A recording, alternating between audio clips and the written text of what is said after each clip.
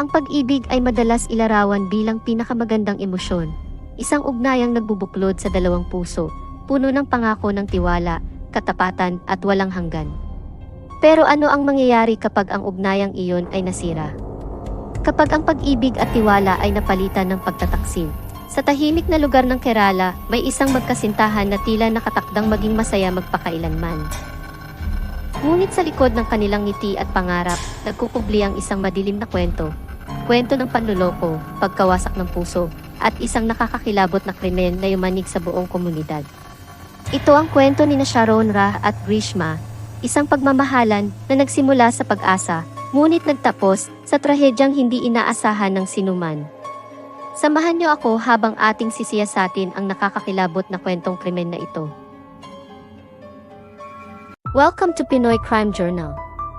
Dito sa ating channel, susuriin natin ang mga totoong kwentong krimen na gumimbal sa iba't ibang bahagi ng mundo. Mula sa mga headline-grabbing cases hanggang sa mga hindi pa nare-resolbang krimen, hihimayin natin ang bawat detalye, bawat saksi, at bawat ebidensya. Samahan ninyo akong alamin ang katotohanan sa likod ng mga krimen na ito. Huwag kalimutang mag-subscribe at i-click ang notification bell para hindi ninyo ma-miss ang kahit isang episode. Simulan na natin ang paglalakbay sa mundo ng krimen. Ito ang Pinoy Crime Journal. Ang Kerala, India ay tanyag dahil sa nakamamanghang likas na kagandahan nito, kabilang ang kalmadong mga ilog, lunti ang kalikasan, malilinis na dalampasigan at nakamamanghang mga burol. Ang mayamang kultura nito, tradisyonal na sining, at Ayurvedic treatments ay lalo pang nagpapaganda sa lugar bilang isa sa mga pangunahing destinasyon ng mga turista. Pagdating sa seguridad, ang Kerala ay karaniwang may mababang antas ng marahas na krimen kumpara sa ibang estado ng India, na bunga na rin ng mataas na antas ng literacy rate ng mga tao. Gayunpaman, may ilang isyong kinakaharap tulad ng cybercrimes, mga kaso ng droga, at krimen laban sa kababaihan. At sa lugar na ito nagmula ang isang krimen na gumulantang sa buong komunidad. Si Sharon Rah ay isang masipag at matalinong binata mula sa Parasala, isang bayan sa Kerala. Nasa huling taon na siya ng pag-aaral sa kursong Bachelor of Science in Radiology, isang larangan na labis niyang kinahihiligan at pangarap niyang magkaroon ng matagumpay na karera dito. Kilala si Sharon sa kanyang mabait at palakaibigan na ugali kaya't maraming tao ang kinagigiliwan siya. Si Grishma, na isang magandang dilag, ay estudyante ng English Literature mula sa Kanyakumari, Tamil Nadu. Siya ay likas na matalino na nagpapakita sa kanyang husay sa pagpapahayag ng sarili sa pamamagitan ng salita. Ang kanyang masiglang personalidad ang madalas humila ng atensyon ng mga tao, at may malalim siyang koneksyon sa kanyang pamilya. Mataas ang pag-asa ng kanyang pamilya na magkakaroon siya ng matagumpay na hinaharap. Nagtagpo ang landas nila Sharon at Grishma sa kolehiyong kanilang pinapasukan. Naging magkaibigan sila noong 2021. Ang mga simpleng pag-uusap ay unti-unting naging isang malalim at makabuluhang relasyon. Pareho nilang pinangarap ang magkasama balang araw, at naging sandalan nila ang isa't isa sa mga panahong sila ay nag-aaral. Madalas silang ilarawan ng mga kaibigan bilang di mapaghihiwalay, isang magkasintahan na tila itinadhana. Ngunit habang umuusad ang kanilang kwento ng pag-ibig, hindi inaasahang mga hamon at pressure mula sa pamilya ang unti-unting nagdulot ng bitak sa kanilang relasyon. Bagamat sila ay nasa isang relasyon noong March 2022. Inayos ng pamilya ni Grishma ang kanyang kasal sa isang opisyal ng militar at tinanggap naman ng dalaga ang arranged marriage, lingid sa kaalaman ng kanyang kasintahan. Ang arranged marriage na ito ang tingin ng pamilya ni Grishma na magbibigay ng seguridad sa kanyang hinaharap. Sa kabila ng lahat, hindi ito naging hadlang upang ipagpatuloy ang relasyon nila Sharon at Grishma. Nang malaman ni Sharon ang nangyaring kasunduan, hindi nito matanggap ang ideya ng paghihiwalay mula sa nobya. Naniniwala siyang kayang pagtagumpayan ng kanilang pagmamahalan ang anumang hadlang, kaya't patuloy umano siyang nagpupumilit na ituloy ang kanilang relasyon. Si Grishma, sa kabilang banda, ay nahulog sa pagitan ng mga inaasahan ng kanyang pamilya at ang patuloy na ugnayan nila ni Sharon. Sinusubukan niyang makipaghiwalay sa nobyo, ngunit pilit pa rin itong tumatanggi sa nais niya.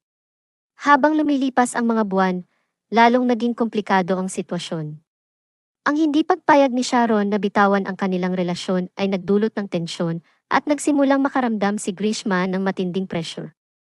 Sa halip na tapusin ang kanilang relasyon sa pag-uusap ng masinsinan upang makumbinsi si Sharon, nagsimulang magplano si Grishma ng isang nakakatakot na hakbang upang makawala sa kanyang sitwasyon.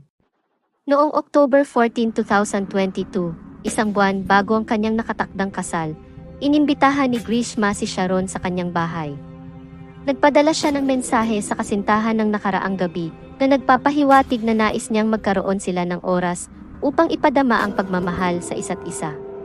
Mag-isa lamang ang dalaga sa bahay dahil wala ang mga magulang nito. Hindi naman nag-atubili si Grishma na maisakatuparan ang kanyang madilim na plano nang dumating si Sharon sa bahay niya. Binigyan ni Grishma ang nobyo ng isang inuming Ayurvedic na may halong herbicide. Dahil karaniwang mapait ang lasa ng Ayurvedic concoction, hindi napansin ni Sharon ang anumang kakaiba. Ngunit matapos umalis mula sa bahay ni Grishma, iniulat na si Sharon ay nagsimulang magsuka at nakaramdam ng pagkahilo, kaya isinugod na siya sa Medical College Hospital, kung saan siya inilagay sa intensive care unit para sa mas masinsinang gamutan. Sa loob ng 11 araw sa ICU, ginawa ng mga doktor ang lahat upang maisalba ang buhay ng binata. Ngunit sa kasamaang palad, noong October 25, 2022, pumanaw si Sharon sa edad na 23 taon dahil sa multiple organ failure, dulot ng nakalalasong epekto ng pesticide na kanyang nainom. Ayon sa mga medikal na profesional, labis na naapektuhan ng lason ang kanyang mga kidney, liver at lungs. Bago siya namatay, sinabi niya sa isang kaibigan na pinaghihinalaan niyang nilason siya ni Grishma at isiniwalat din niyang niloko siya nito. Matapos ang kanyang pagkamatay, nagsampa ng reklamo sa pulisya ang kanyang pamilya. Nagsimulang mag-imbestiga ang mga pulis at nadiskubre nila ang marami pang nakagigimbal na mga bagay na nagtuturo kay Grishma bilang salarin.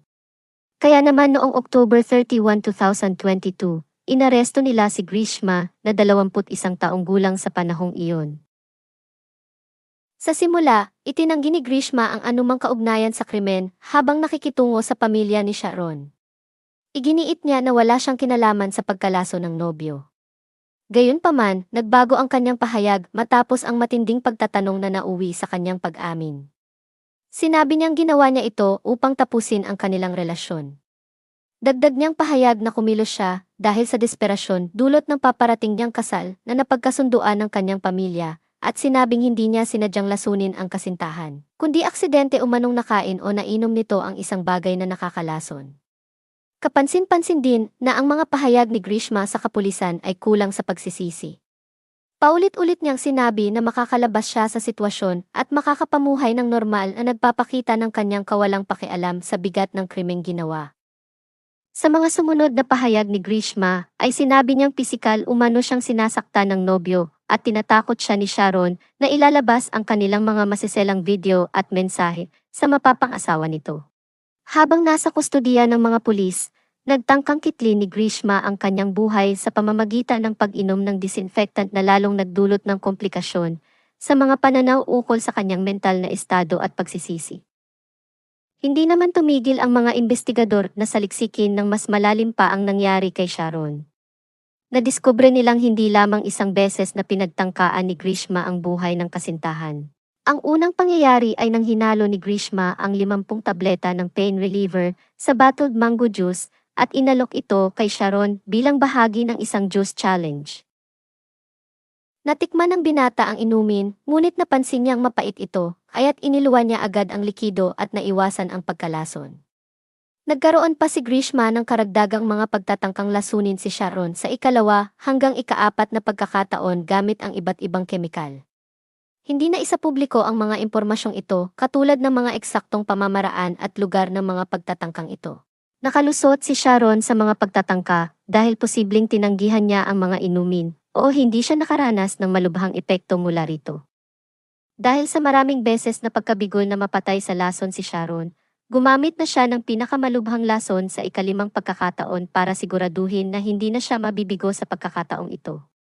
Nadiskubre rin ng mga pulis na nagsagawa si Grishma ng malawakang pananaliksik online ukol sa mga epekto ng mga painkillers. Inaresto rin ang tiyuhin niyang si Nirmala Kumaran Nair at ang kanyang ina bilang sangkot sa pagtulong sa kanya upang planuhin at wasakin ang mga ebidensya ng krimen. Nanatili si Grishma sa kustodiya ng mga pulis ng halos 1 taon hanggang sa ipagkaloob ng Kerala High Court ang kanyang piyansa noong September 25, 2023. Mahigit 75 saksi ang tinanong sa panahon ng paglilitis na nagsimula noong October 15, 2024 at nagtapos nito lang January 3, 2025. Nagkaroon ng breakthrough ang kaso sa panahon ng paglilitis nang naiulat na may pahayag si Sharon habang lumalaban sa kanyang buhay sa ospital. Ipinahayag ng biktima na si Grishma ang nagbigay sa kanya ng inuming herbal. Nag-record si Sharon ng video ng inumin na inihain sa kanya ni Grishma bago niya ito inumin. Sa kabila ng pagtutol ni Grishma sa pagre-record, kinuhanan ni Sharon ng video ang proseso ng paghahanda ng Ayurvedic concoction na kalaunan ay nadiskobring maihalong nakalalasong pesticide. Ang kilos na ito ay nagpapahiwatig na may hinala si Sharon na may mali sa inumin na ipaiinom sa kanya.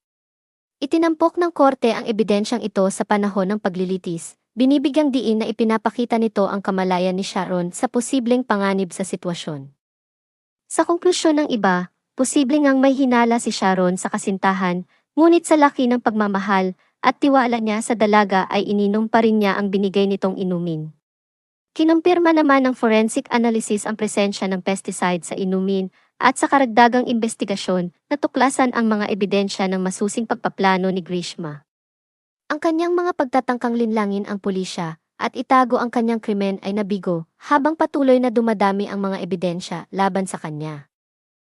Nabunyag din sa korte na inimbita niya si Sharon sa pamamagitan ng pagkumbinsi dito na maglaan sila ng oras upang gawin ang makamundong bagay.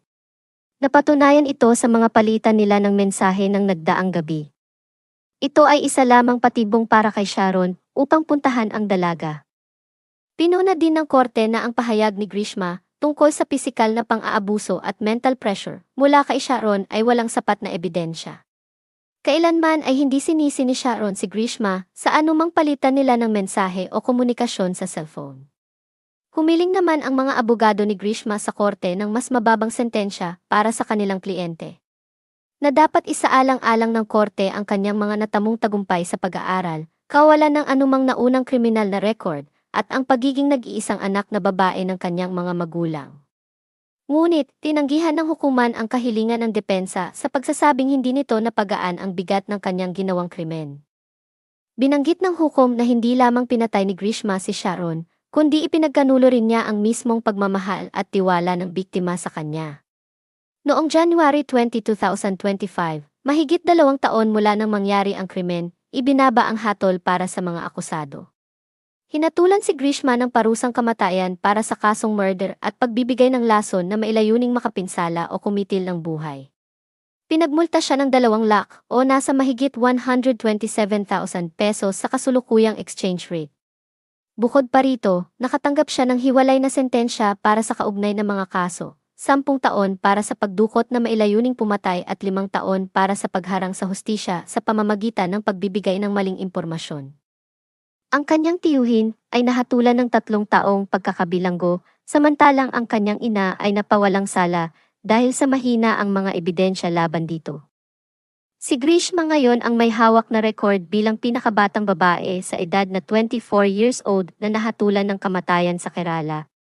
Ang kaso ay nagdulot ng mga diskurso sa buong India tungkol sa tindi ng parusa na natanggap ng salarin.